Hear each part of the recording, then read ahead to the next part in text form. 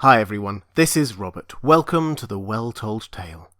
Every week we bring to life the greatest science fiction, fantasy and speculative fiction stories ever written. I am committed to providing these weekly audio narrations free and without adverts in the middle, breaking up the flow of the story. If you'd like to support The Well-Told Tale and get access to some exclusive patron-only benefits, please do consider becoming a patron by visiting patreon.com/thewelltoldtale. There's also a link in the description. Today, we conclude The Strange Case of Dr. Jekyll and Mr. Hyde by Robert Louis Stevenson.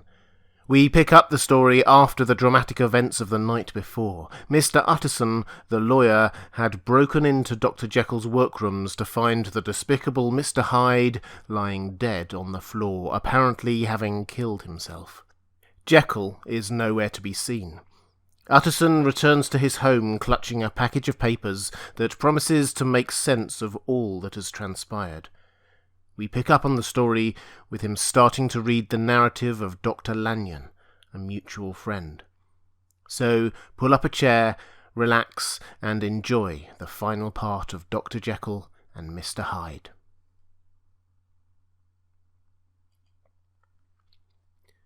Dr. Lanyon's narrative. On the 9th of January, now 4 days ago, I received by the evening delivery a registered envelope addressed in the hand of my colleague and old school companion, Henry Jekyll. I was a good deal surprised by this, for we were by no means in the habit of correspondence. I had seen the man, dined with him indeed the night before, and I could imagine nothing in our intercourse that should justify formality of registration. The contents increased my wonder, for this is how the letter ran. 10th of December, 1800s. Dear Lanyon, you are one of my oldest friends, and although we may have differed at times on scientific questions, I cannot remember, at least on my side, any break in our affection. There was never a day when, if you had said to me, Jekyll, my life, my honour, my reason depend upon you, I would not have sacrificed my left hand to help you. Lanyon, my life, my honour, my reason are all at your mercy. If you fail me tonight, I am lost. You might suppose after this preface that I am going to ask you for something dishonourable to grant. Judge for yourself. I want you to postpone all other engagements for tonight. Even if you were summoned to the bedside of an emperor. To take a cab, unless your carriage should be actually at the door, and with this letter in your hand for consultation to drive straight to my house. Poole, my butler, has his orders. You will find him, waiting your arrival, with a locksmith. The door of my cabinet is then to be forced, and you are to go in alone. To open the glazed press, letter E, on the left hand, breaking the lock if it be shut, and to draw out, with all its contents as they stand, the fourth drawer from the top, or, which is the same thing, the third from the bottom. In my extreme distress of wind, I have a morbid fear of misdirecting you, but even if I am in error, you may know the right drawer by its contents, some powders, a file, and a paper book. This drawer I beg of you to carry back with you to Cavendish Square exactly as it stands. That is the first part of the service. Now for the second. You should be back, if you set out at once, on the receipt of this long before midnight, but I will leave you that amount of margin, not only in the fear of one of those obstacles that can neither be prevented nor foreseen, but because an hour when your servants are in bed is to be preferred for what will then remain to do. At midnight, then, I have to ask you to be alone in your consulting room, to admit with your own hand into the house a man who will present himself in my name, and to place in his hands the drawer that you will have brought with you from my cabinet. Then you will have played your part, and earned my gratitude completely. 5 minutes afterwards, if you insist upon an explanation, you will have understood that these arrangements are of capital importance, and that by the neglect of one of them, fantastic as they must appear, you might have changed your conscience with my death, or the shipwreck of my reason.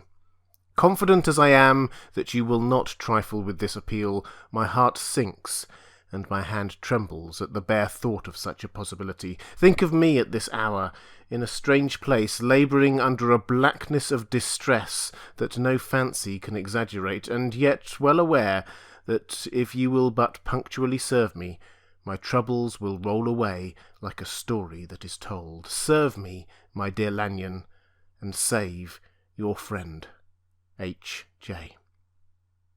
P.S. I had already sealed this up when a fresh terror struck upon my soul.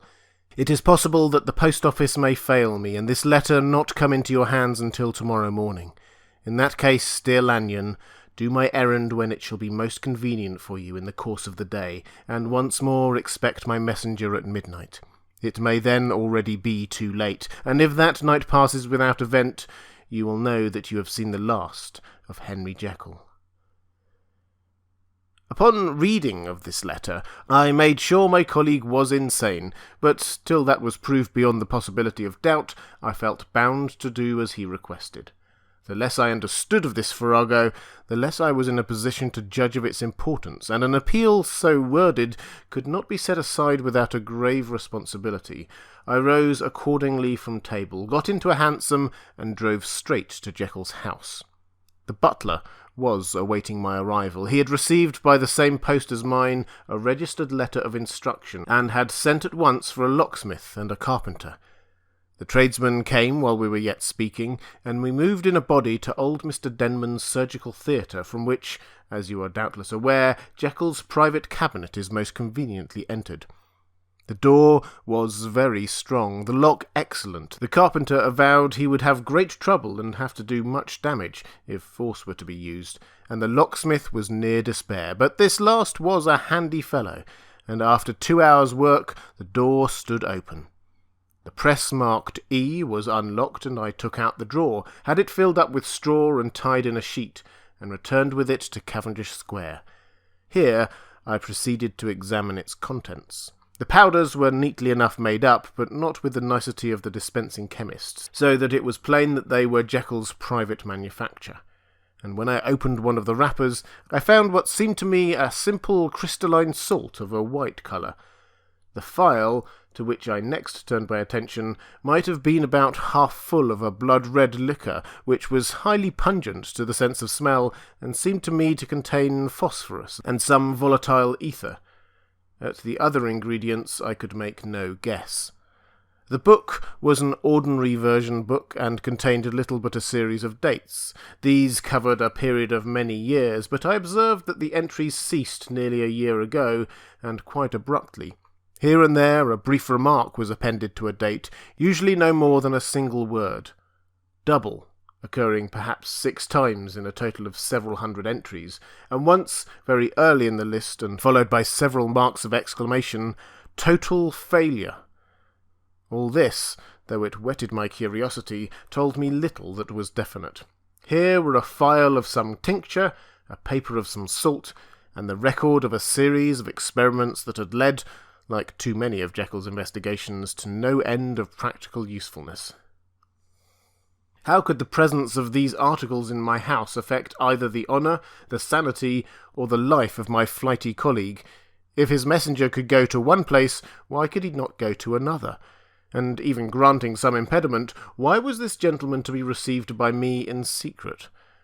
The more I reflected, the more convinced I grew that I was dealing with a case of cerebral disease, and, though I dismissed my servants to bed, I loaded an old revolver, that I might be found in some posture of self-defence. 12 o'clock had scarce rung out over London ere the knocker sounded very gently on the door. I went myself at the summons, and found a small man crouching against the pillars of the portico. "Are you come from Mr. Jekyll?" I asked.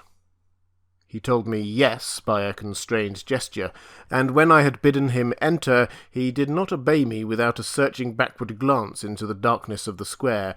There was a policeman not far off, advancing with his bull's-eye open, and at the sight I thought my visitor started and made greater haste.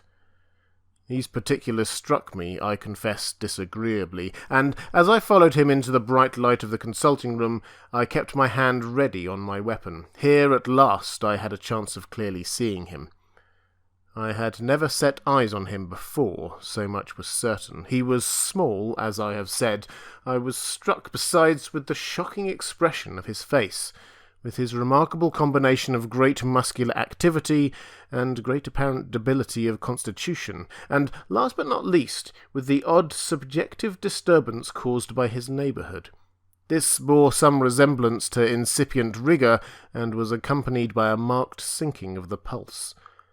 At the time, I set it down to some idiosyncratic personal distaste, and merely wondered at the acuteness of the symptoms, but I have since had reason to believe the cause to lie much deeper in the nature of the man, and to turn on some nobler hinge than the principle of hatred. This person, who had thus, from the first moment of his entrance, struck in me what I can only describe as a disgustful curiosity, was dressed in a fashion that would have made an ordinary person laughable. His clothes, that is to say, although they were of rich and sober fabric, were enormously too large for him in every measurement, the trousers hanging on his legs and rolled up to keep them from the ground, the waist of the coat below his haunches, and the collar sprawling wide upon his shoulders. Strange to relate, this ludicrous accoutrement was far from moving me to laughter, rather as there was something abnormal and misbegotten in the very essence of the creature that now faced me, something seizing, surprising, and revolting. This fresh disparity seemed but to fit in with and to reinforce it, so that to my interest in the man's nature and character there was added a curiosity as to his origin, his life, his fortune and status in the world. These observations, though they have taken so great a space to be set down in, were yet the work of a few seconds. My visitor was indeed on fire with sombre excitement. "Have you got it?" he cried. "Have you got it?" And so lively was his impatience that he even laid his hand upon my arm and sought to shake me. I put him back, conscious at his touch of a certain icy pang along my blood. "Come, sir," said I, "you forget that I have not yet the pleasure of your acquaintance. Be seated, if you please." And I showed him an example, and sat down myself in my customary seat, and with as fair an imitation of my ordinary manner to a patient, as the lateness of the hour, the nature of my preoccupations, and the horror I had of my visitor would suffer me to muster. "I beg your pardon, Dr. Lanyon," he replied civilly enough.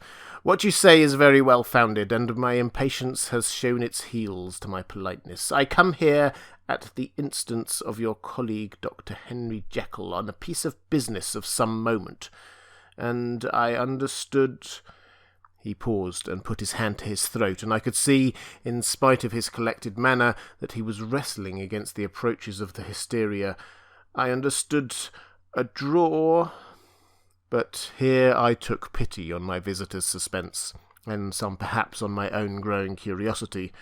"There it is, sir," said I, pointing to the drawer where it lay on the floor behind a table and still covered with the sheet.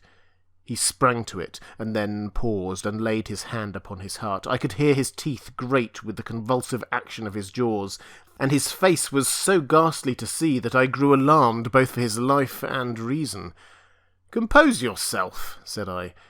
He turned a dreadful smile to me, and, as if with the decision of despair, plucked away the sheet. At sight of the contents, he uttered one loud sob of such immense relief that I sat petrified, and the next moment, in a voice that was already fairly well under control, "Have you a graduated glass?" he asked. I rose from my place with something of an effort and gave him what he asked. He thanked me with a smiling nod, and measured out a few minims of the red tincture, and added one of the powders. The mixture, which was at first of a reddish hue, began, in proportion as the crystals melted, to brighten in colour, to effervesce audibly, and to throw off small fumes of vapour.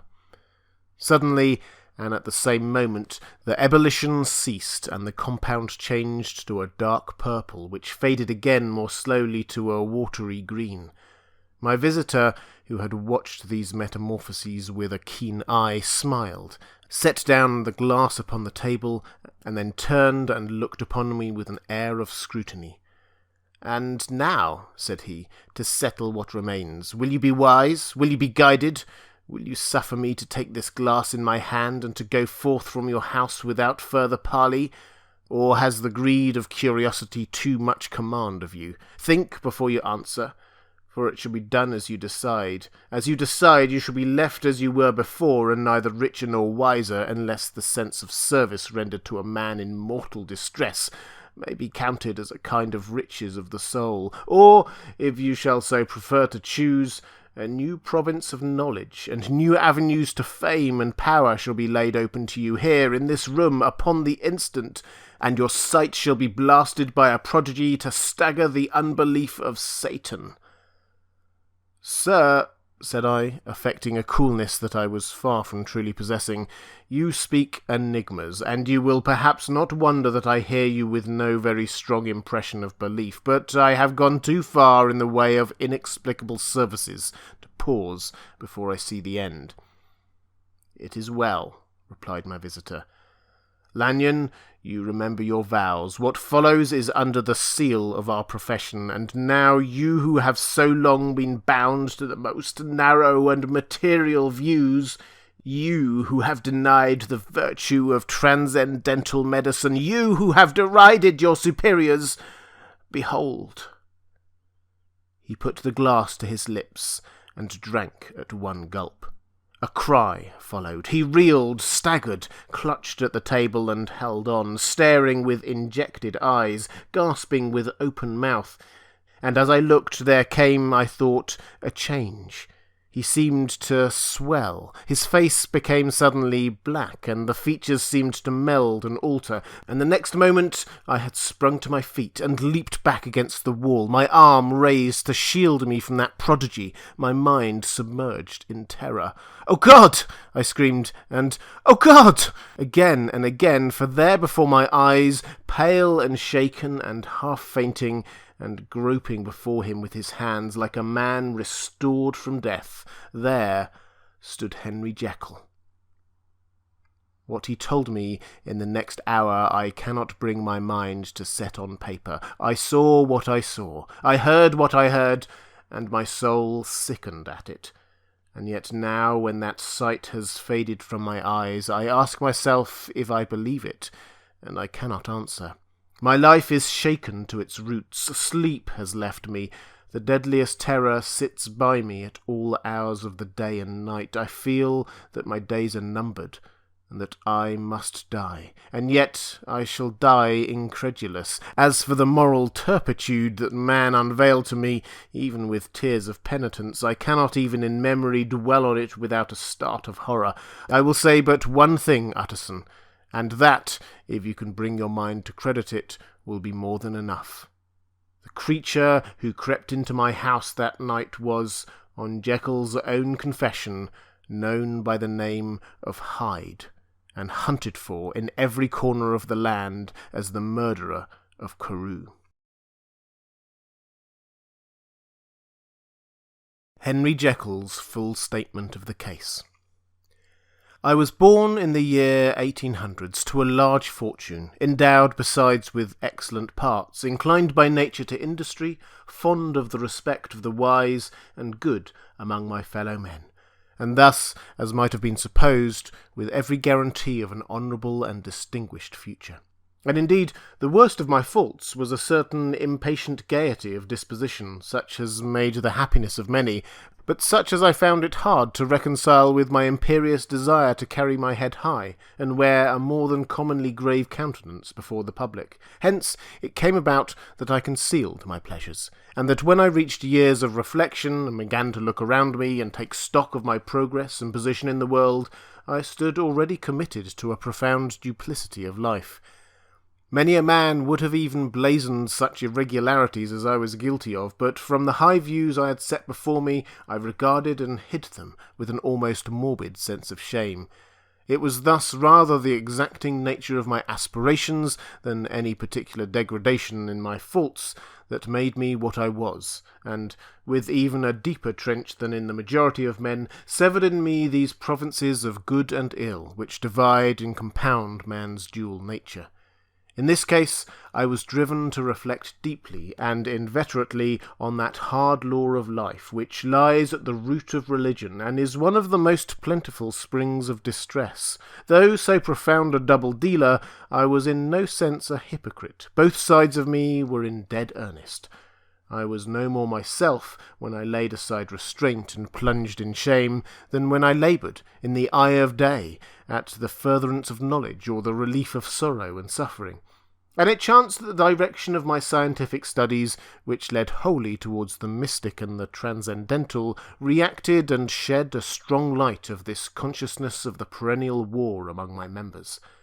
With every day, and from both sides of my intelligence, the moral and the intellectual, I thus drew steadily nearer to that truth, by whose partial discovery I have been doomed to such dreadful shipwreck, that man is not truly one, but truly two. I say two, because the state of my own knowledge does not pass beyond that point. Others will follow, others will outstrip me on the same lines, and I hazard the guess that man will be ultimately known for a mere polity of multifarious, incongruous, and independent denizens. I, for my part, from the nature of my life, advanced infallibly in one direction and one direction only. It was on the moral side, and in my own person, that I learned to recognize the thorough and primitive duality of man. I saw that, of the two natures that contended in the field of my consciousness, even if I could rightly be said to be either, it was only because I was radically both, and from an early date, even before the course of my scientific discoveries had begun to suggest the most naked possibility of such a miracle, I had learned to dwell with pleasure, as a beloved daydreamer, on the thought of the separation of those elements. If each, I told myself, could be housed in separate identities, life would be relieved of all that was unbearable. The unjust, delivered from the aspirations, might go his way, and remorse of his more upright twin, and the just could walk steadfastly and securely on his upward path, doing the good things in which he found his pleasure, and no longer exposed to disgrace and penitence by the hands of this extraneous evil. It was the curse of mankind that these incongruous faggots were thus bound together in the agonized womb of consciousness. These polar twins should be continuously struggling. How, then, were they dissociated? I was so far in my reflections when, as I have said, a sidelight began to shine upon the subject from the laboratory table.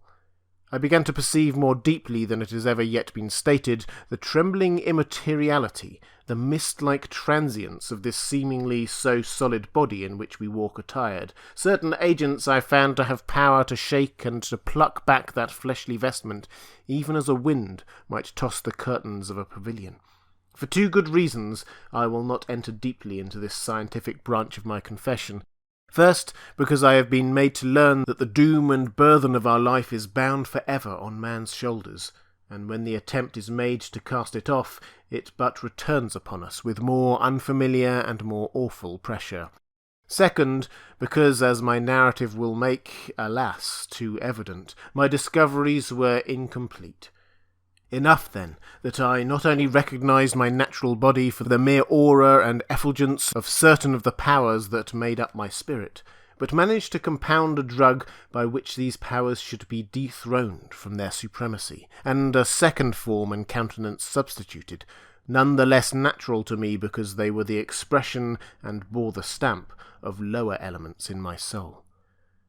I hesitated long before I put this theory to the test of practice. I knew well that I risked death for any drug that so potently controlled and shook the very fortress of identity, might, by the least scruple of an overdose or at the least inopportunity in the moment of exhibition, utterly blot out that immaterial tabernacle which I looked to it to change.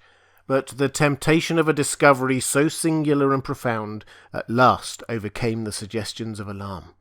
I had long since prepared my tincture. I purchased at once from a firm of wholesale chemists a large quantity of a particular salt which I knew, from my experiments, to be the last ingredient required, and late one accursed night I compounded the elements, watched them boil and smoke together in the glass, and when the ebullition had subsided, with a strong glow of courage, drank off the potion.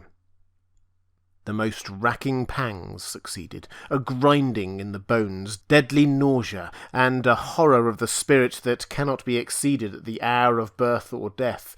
Then the agonies began swiftly to subside, and I came to myself as if out of a great sickness. There was something strange in my sensations, something indescribably new, and from its very novelty, incredibly sweet. I felt younger, lighter, happier in body. Within, I was conscious of a heady recklessness, a current of disordered sensual images running like a mill race in my fancy, a solution of the bonds of obligation, an unknown but not an innocent freedom of the soul. I knew myself, at the very first breath of this new life, to be more wicked, tenfold more wicked, sold a slave to my original evil, and the thought in that moment braced and delighted me like wine. I stretched out my hands, exulting in the freshness of these sensations, and in the act I was suddenly aware that I had lost in stature. There was no mirror at that date in my room. That which stands beside me as I write was brought there later on, and for the very purpose of these transformations. The night, however, was far gone into the morning. The morning, black as it was nearly ripe for the conception of the day. The inmates of my house were locked in the most rigorous hours of slumber, and I determined, flushed as I was with hope and triumph, to venture in my new shape as far as to my bedroom. I crossed the yard, wherein the constellations looked down upon me. I could have thought with wonder the first creature of that sort that their unsleeping vigilance had yet disclosed to them. I stole through the corridors, a stranger in my own house, and coming to my room, I saw for the first time the appearance of Edward Hyde. I must speak here by theory alone, saying not that which I know, but that which I suppose to be most probable. The evil side of my nature, to which I had now transferred the stamping efficacy, was less robust and less developed than the good which I had just deposed. Again, in the course of my life, which had been, after all, 9/10 a life of effort, virtue, and control, it had been much less exercised, and much less exhausted, and hence, as I think, it came about that Edward Hyde was so much smaller, slighter, and younger than Henry Jekyll. Even as good shone upon the countenance of the one, evil was written broadly and plainly on the face of the other. Evil, besides, which I must still believe to be the lethal side of man, had left on that body an imprint of deformity and decay. And yet, when I looked upon that ugly idol in the glass, I was conscious of no repugnance, rather of a leap of welcome. This, too, was myself. It seemed natural and human. In my eyes it bore a livelier image of the spirit. It seemed more express and single than the imperfect and divided countenance I had hitherto accustomed to call mine. And in so far I was doubtless right. I have observed that when I wore the semblance of Edward Hyde, none could come near to me at first without a visible misgiving of the flesh. This, as I take it, was because all human beings, as we meet them, are commingled out of good and evil, and Edward Hyde, alone in the ranks of mankind, was pure evil. I lingered but a moment at the mirror. The second and conclusive experiment had yet to be attempted. It yet remained to be seen if I had lost my identity beyond redemption, and must flee before daylight from a house that was no longer mine. And, hurrying back to my cabinet, I once more prepared and drank the cup, once more suffered the pangs of dissolution, and came to myself once more with the character, the stature, and the face of Henry Jekyll. That night I had come to the fatal crossroads. Had I approached my discovery in a more noble spirit, had I risked the experiment while under the empire of generous or pious aspirations, all must have been otherwise, and from these agonies of death and birth I had come forth an angel instead of a fiend. The drug had no discriminating action. It was neither diabolical nor divine. It but shook the doors of the prison-house of my disposition, and like the captives of Philippi, that which stood within ran forth. And that time my virtue slumbered. My evil, kept awake by ambition, was alert and swift to seize the occasion, and the thing that was projected was Edward Hyde. Hence, although I had now two characters as well as two appearances, one was wholly evil, and the other was still the old Henry Jekyll, that incongruous compound of whose reformation and improvement I had already learned to despair. The movement was thus wholly towards the worse. Even at that time, I had not yet conquered my aversion to the dryness of a life of study. I would still be merrily disposed at times, and as my pleasures were, to say the least, undignified, and I was not only well known and highly considered, but growing towards the elderly man, this incoherency of my life was daily growing more unwelcome. It was on this side that my new power tempted me until I fell in slavery. I had but to drink the cup, to doff at once the body of the noted professor, and to assume, like a thick cloak, that of Edward Hyde. I smiled at the notion. It seemed to me at the time to be humorous, and I made my preparations with the most studious care. I took and furnished that house in Soho to which Hyde was tracked by the police, and engaged as housekeeper a creature whom I well knew to be silent and unscrupulous. On the other side, I announced to my servants that a Mr. Hyde, whom I described, was to have full liberty and power about my house in the square, and to parry mishaps, I even called and made myself a familiar object in my second character. I next drew up that will to which you so much objected, so that if anything befell me in the person of Dr. Jekyll, I could enter on that of Edward Hyde without pecuniary loss, and thus fortified, as I supposed, on every side, I began to profit by the strange immunities of my position. Men have before hired bravos to transact their crimes, while their own person and reputation sat under shelter. I was the first that ever did so for his pleasures. I was the first that could thus plod in the public eye with a load of genial respectability, and in a moment, like a schoolboy, strip off these lendings and spring headlong into the sea of liberty. But for me, in my impenetrable mantle, the safety was complete. Think of it! I did not even exist. Let me but escape into my laboratory door, give me but a second or two to mix and swallow the draught that I had always standing ready, and whatever he had done, Edward Hyde would pass away, like the stain of breath upon a mirror, and there in his stead, quietly at home trimming the midnight lamp in his study, a man who could afford to laugh at suspicion, would be Henry Jekyll. The pleasures which I made haste to seek in my disguise were, as I have said, undignified. I would scarce use a harder term, but in the hands of Edward Hyde they soon began to turn towards the monstrous. When I would come back from these excursions, I was often plunged into a kind of wonder at my vicarious depravity. This familiar that I called out of my own soul and sent forth alone to do his good pleasure was a being inherently malign and villainous, his every act and thought centred on self, drinking pleasure with bestial avidity from any degree of torture to another, relentless like a man of stone. Henry Jekyll stood at times aghast before the acts of Edward Hyde, but the situation was apart from ordinary laws, and insidiously relaxed to the grasp of conscience. It was Hyde, after all, and Hyde alone that was guilty. Jekyll was no worse. He woke up to his good qualities seemingly unimpaired. He would even make haste where it was possible to undo the evil done by Hyde, and thus his conscience slumbered. Into the details of the infamy which I thus connived, for even now I can scarce grant that I committed it, I have no design of entering. I mean but to point out the warnings and the successive steps with which my chastisement approached. I met with one accident which, as it brought on no consequence, I shall no more than mention. An act of cruelty to a child aroused against me the anger of a passer-by, whom I recognised the other day in the person of your kinsman. The doctor and the child's family joined them. There were moments when I feared for my life, and at last, in order to pacify their too just resentment, Edward Hyde had to bring them to the door and pay them in a cheque drawn in the name of Henry Jekyll. But this danger was easily eliminated from the future by opening an account at another bank in the name of Edward Hyde himself, and when, by sloping my own hand backward, I had supplied my double with a signature, I thought I sat beyond the reach of fate. Some 2 months before the murder of Sir Danvers, I had been out for one of my adventures, had returned at a late hour, woke the next day in bed with somewhat odd sensations.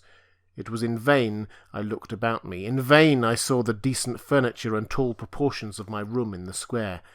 In vain that I recognized the pattern of the bed curtains and the design of the mahogany frame. Something still kept insisting that I was not where I was, that I had not wakened where I seemed to be, but in the little room in Soho, where I was accustomed to sleep in the body of Edward Hyde. I smiled to myself, and in my psychological way began lazily to inquire into the elements of this illusion, occasionally, even as I did so, dropping back into a comfortable morning doze. I was still so engaged when, in one of my more wakeful moments, my eyes fell upon my hand. Now, the hand of Dr. Jekyll, as you have often remarked, was professional in shape and size. It was large, firm, white, and comely. But the hand which I now saw, clearly enough in the yellow light of a mid-London morning, lying half shut on the bedclothes, was lean, corded, knuckly, of a dusky pallor, and thickly shaded with a swart growth of hair. It was the hand of Edward Hyde. I must have stared upon it for near half a minute, sunk as I was in the mere stupidity of wonder, before terror woke up in my breast, as sudden and startling as the crash of cymbals, and, bounding from my bed, I rushed to the mirror. At the sight that met my eyes, my blood was changed into something exquisitely thin and icy. Yes, I had gone to bed Henry Jekyll. I had awakened Edward Hyde. How was this to be explained? I asked myself, and then, with another bound of terror, how was it to be remedied? It was well on in the morning, the servants were up, all my drugs were in the cabinet, a long journey down 2 pairs of stairs, through the back passage, across the open court, and through the anatomical theatre, from where I was then standing horror-struck. It might indeed be possible to cover my face, but of what use was that, when I was unable to conceal the alteration in my stature? And then, with an overpowering sweetness of relief, it came back upon my mind that the servants were already used to the coming and going of my second self.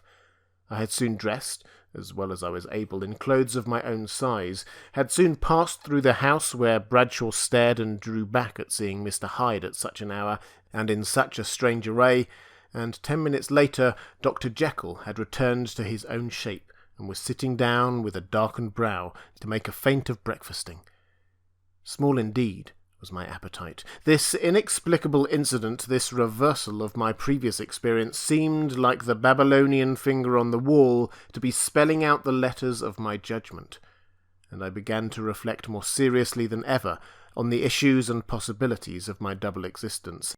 That part of me which I had the power of projecting had lately been much exercised and nourished. It had seemed to me of late as though the body of Edward Hyde had grown in stature, as though, when I wore that form, I were conscious of a more generous tide of blood, and I began to spy a danger that, if this were much prolonged, the balance of my nature might be permanently overthrown, the power of voluntary change be forfeited, and the character of Edward Hyde become irrevocably mine. The power of the drug had not been always equally displayed. Once, very early in my career, it had totally failed me. Since then I had been obliged on more than one occasion to double, and once, with infinite risk of death, to treble the amount, and these rare uncertainties had cast hitherto the sole shadow on my contentment. Now, however, and in the light of that morning's accident, I was led to remark that whereas, in the beginning, the difficulty had been to throw off the body of Dr. Jekyll, it had of late gradually but decidedly transferred itself to the other side. All things therefore seemed to point to this, that I was slowly losing hold of my original and better self, and becoming slowly incorporated with my second and worse. Between these two, I now felt I had to choose. My two natures had memory in common, but all other faculties were most unequally shared between them. Jekyll, who was composite, now with the most sensitive apprehensions, now with a greedy gusto, projected and shared in the pleasures and adventures of Hyde, but Hyde was indifferent to Jekyll, or but remembering him as the mountain bandit remembers the cavern in which he conceals himself from pursuit. Jekyll had more than a father's interest. Hyde had more than a son's indifference. To cast in my lot with Jekyll was to die to those appetites which I had long secretly indulged and had of late begun to pamper. To cast it in with Hyde was to die 1,000 interests and aspirations, and to become, at a blow and forever, despised and friendless. That bargain might appear unequal, but there was still another consideration in the scales, for while Jekyll would suffer smartingly in the fires of abstinence, Hyde would be not even conscious of all that he had lost.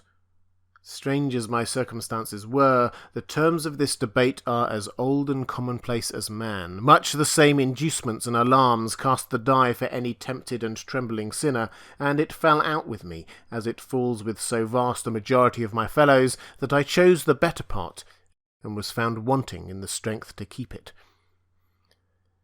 Yes, I preferred the elderly and discontented doctor, surrounded by friends and cherishing honest hopes, and bade a resolute farewell to the liberty, the comparative youth, the light step, leaping impulses, and secret pleasures that I had enjoyed in the disguise of Hyde. I made this choice perhaps with some unconscious reservation, for I neither gave up the house in Soho, nor destroyed the clothes of Edward Hyde, which still lay ready in my cabinet. For 2 months, however, I was true to my determination. For 2 months I led a life of such severity as I had never before attained to, and enjoyed the compensations of an approving conscience. But time began at last to obliterate the freshness of my alarm.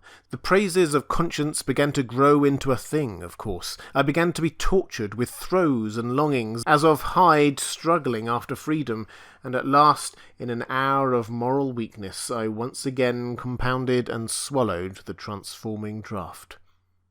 I do not suppose that when a drunkard reasons with himself upon his vice, he is once out of 500 times affected by the dangers that he runs through his brutish physical insensibility. Neither had I, long as I had considered my position, made enough allowance for the complete moral insensibility and insensate readiness to evil, which were the leading characters of Edward Hyde. Yet it was by these that I was punished. My devil had been long caped. He came out roaring. I was conscious, even when I took the draught, of a more unbridled, a more furious propensity to ill.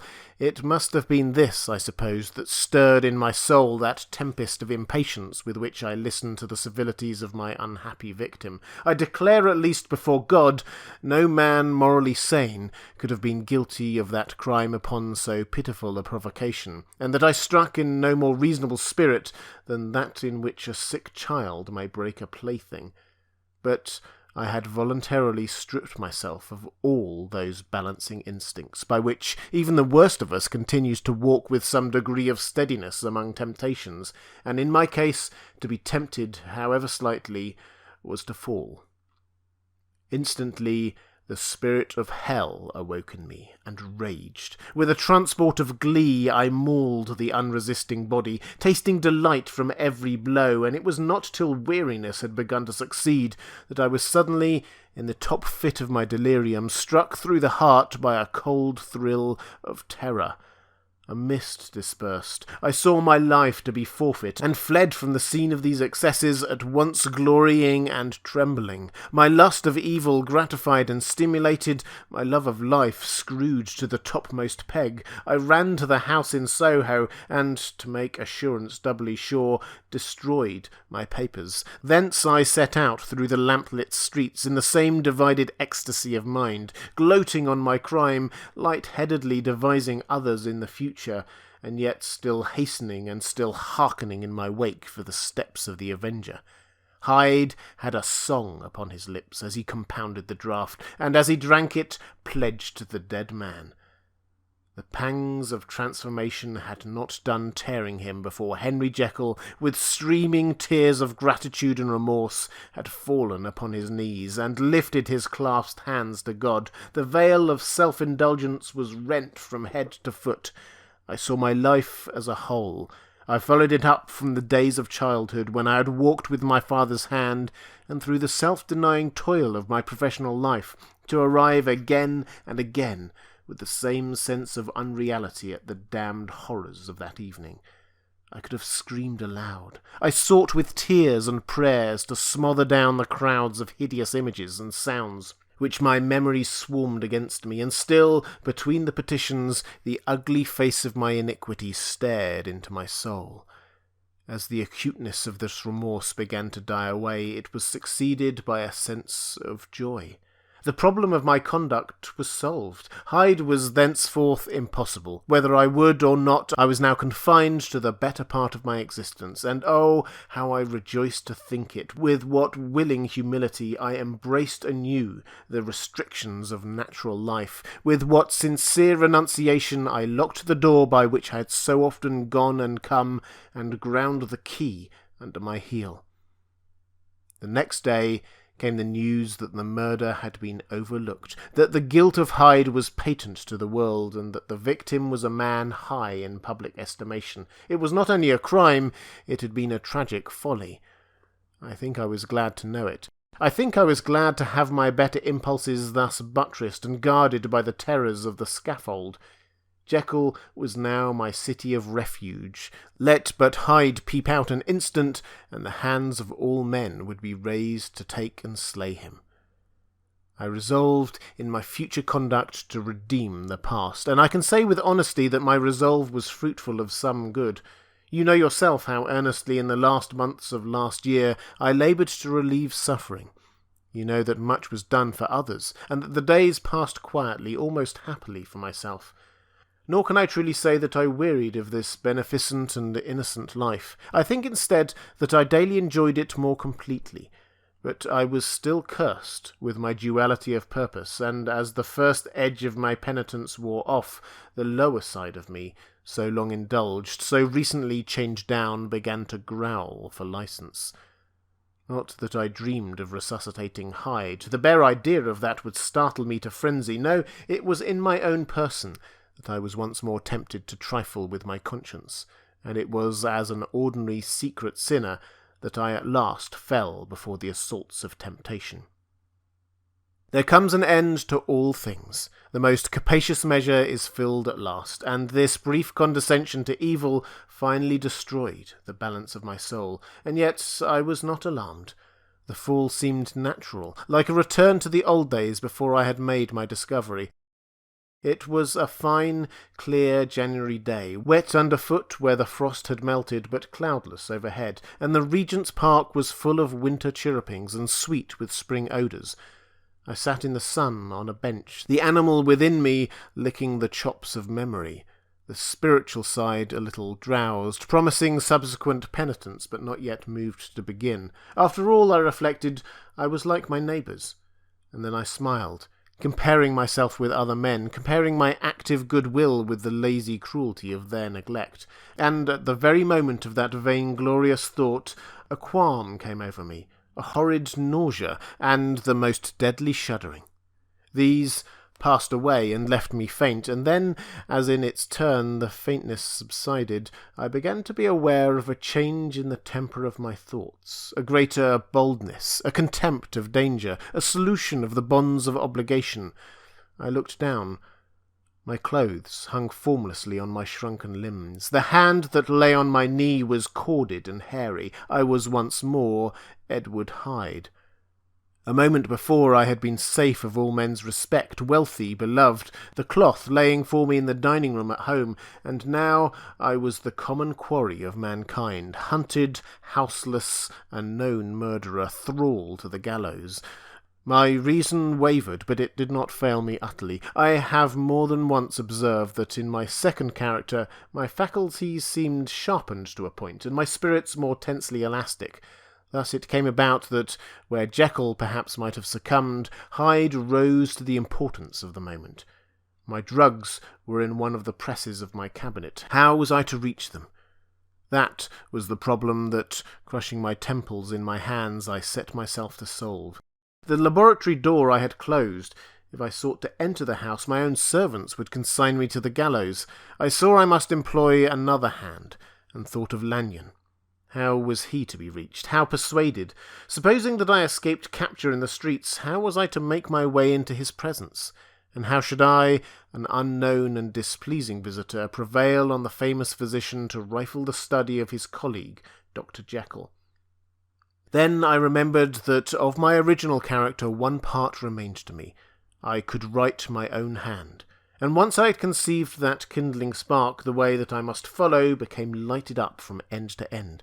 Thereupon I arranged my clothes as best I could, and summoned a passing hansom, drove to a hotel in Portland Street, the name of which I chanced to remember. At my appearance, which was indeed comical enough, however tragic a fate these garments covered, the driver could not conceal his mirth.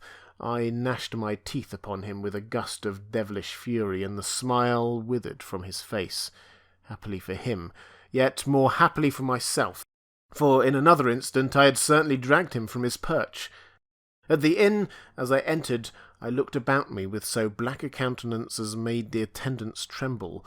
Not a look did they exchange in my presence, but obsequiously took my orders, led me to a private room, and brought me wherewithal to write.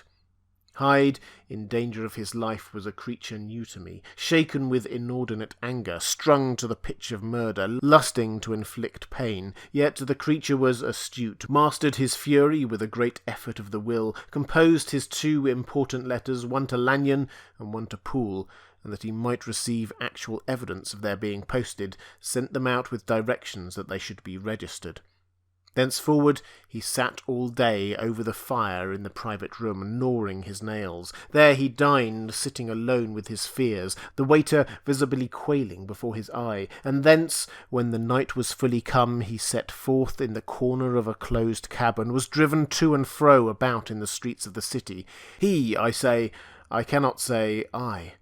That child of hell had nothing human. Nothing lived in him but fear and hatred, and when at last, thinking the driver had begun to grow suspicious, he discharged to the cab and ventured on foot, attired in his misfitting clothes, an object marked out for observation, into the midst of the nocturnal passengers. These two base passions raged within him like a tempest. He walked fast, hunted by his fears, chattering to himself, skulking through the less frequented thoroughfares, counting the minutes that still divided him from midnight. Once a woman spoke to him, offering, I think, a box of lights. He smote her in the face, and she fled. When I came to myself at Lanyon's, the horror of my old friend perhaps affected me somewhat. I do not know. It was at least but a drop in the sea to the abhorrence with which I looked back upon these hours. A change had come over me. It was no longer the fear of the gallows. It was the horror of being Hyde that racked me. I received Lanyon's condemnation partly in a dream. It was partly in a dream that I came home to my house and got into bed. I slept after the prostration of the day with a stringent and profound slumber, which not even the nightmares that wrung me could avail to break. I awoke in the morning shaken, weakened but refreshed. I still hated and feared the thought of the brute that slept within me, and I had not, of course, forgotten the appalling dangers of the day before, but I was once more at home, in my own house and close to my drugs, and gratitude for my escape shone so strong in my soul that it almost rivalled the brightness of hope. I was stepping leisurely across the court after breakfast, drinking the chill of the air with pleasure, when I was seized again with those indescribable sensations that heralded the change, and I had but the time to gain the shelter of my cabinet before I was once again raging and freezing with the passions of Hyde. It took on this occasion a double dose to recall me to myself, and alas, 6 hours after, as I sat looking sadly in the fire, the pangs returned, and the drug had to be re-administered. In short, from that day forth it seemed only by a great effort as of gymnastics, and only under the immediate stimulation of the drug, that I was able to wear the countenance of Jekyll. At all the hours of the day and night I would be taken with the shudder. Above all, if I slept, or even dozed for a moment in my chair, it was always as Hyde that I awakened. Under the strain of this continually impending doom, and the sleeplessness to which I now condemned myself, even beyond what I had thought possible to man, I became in my own person a creature eaten up and emptied by fear, languidly weak both in body and mind, and solely occupied by one thought, the horror of my other self. But when I slept, or when the virtue of the medicine wore off, I would leap almost without transition, for the pangs of transformation grew daily less marked, into the possession of a fancy brimming with images of terror, a soul boiling with causeless hatreds, and a body that seemed not strong enough to contain the raging energies of life. The powers of Hyde seemed to have grown with the sickliness of Jekyll, and certainly the hate that now divided them was equal on each side. With Jekyll it was a thing of vital instinct. He had now seen the full deformity of that creature that shared with him some of the phenomena of consciousness, and was co-heir with him to death. And beyond these links of community, which in themselves made the most poignant part of his distress, he thought of Hyde, for all his energy of life, as of something not only hellish, but inorganic. This was the shocking thing, that the slime of the pit seemed to utter cries and voices, that the amorphous dust gesticulated and sinned, that what was dead and had no shape should usurp the offices of life, and this again, that the insurgent horror was knit to him closer than a wife, closer than an eye, lay caged in his flesh, where he heard it mutter, and felt it struggle to be born, and at every hour of weakness, and in the confidence of slumber, prevailed against him, and deposed him out of life. The hatred of Hyde for Jekyll was of a different order. His terror of the gallows drove him continually to commit temporary suicide and return to his subordinate station of a part instead of a person. But he loathed the necessity. He loathed the despondency into which Jekyll was now fallen, and he resented the dislike with which he was himself regarded. Hence the ape-like tricks that he would play me, scrawling in my own hand blasphemies on the pages of my books, burning the letters and destroying the portrait of my father. And indeed, had it not been for his fear of death, he would long ago have ruined himself in order to involve me in the ruin. But his love of life is wonderful. I go further. I, who sicken and freeze at the mere thought of him, when I recall the objection and passion of this attachment, and when I know how he fears my power to cut him off by suicide, I find it in my heart to pity him. It is useless, and the time awfully fails me to prolong this description.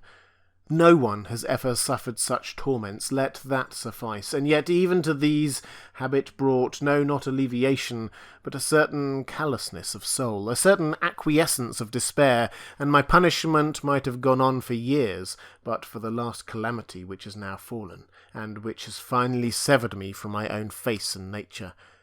My provision of the salt, which had never been renewed since the date of the first experiment, began to run low. I sent out for a fresh supply, and mixed the draught, and the ebullition followed, and the first change of colour, but not the second. I drank it, and it was without efficiency. You will learn from Poole how I have had London ransacked. It was in vain, and I am now persuaded that my first supply was impure, and it was that unknown impurity which lent efficacy to the draught. About a week has passed, and I am now finishing this statement under the influence of the last of the old powders. This, then, is the last time, short of a miracle, that Henry Jekyll can think his own thoughts, or see his own face, now how sadly altered, in the glass. Nor must I delay too long to bring my writing to an end, for if my narrative has hitherto escaped destruction, it has been by a combination of great prudence and great good luck. Should the throes of change take me in the act of writing it, Hyde will tear it in pieces. But if some time shall have elapsed before I have laid it by, his wonderful selfishness and circumscription to the moment will probably save it once again from the action of his ape-like spite, and indeed the doom that is closing on us both has already changed and crushed him. Half an hour from now, when I shall again and for ever re-endue that hated personality, I know how I shall sit shuddering and weeping in my chair, or continue with the most strained and fear-struck ecstasy of listening to pace up and down this room, my last earthly refuge, and give ear to every sound of menace. Will Hyde die upon the scaffold, or will he find courage to release himself upon the last moment? God knows. I am careless. This is my true hour of death, and what is to follow concerns another than myself. Here, then, as I lay down the pen and proceed to seal up my confession, I bring the life of that unhappy Henry Jekyll to an end.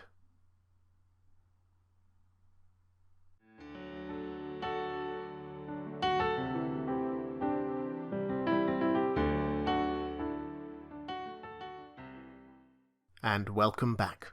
I hope you enjoyed this final instalment of Jekyll and Hyde by Robert Louis Stevenson. Please do consider becoming a patron of The Well Told Tale by visiting patreon.com/thewelltoldtale.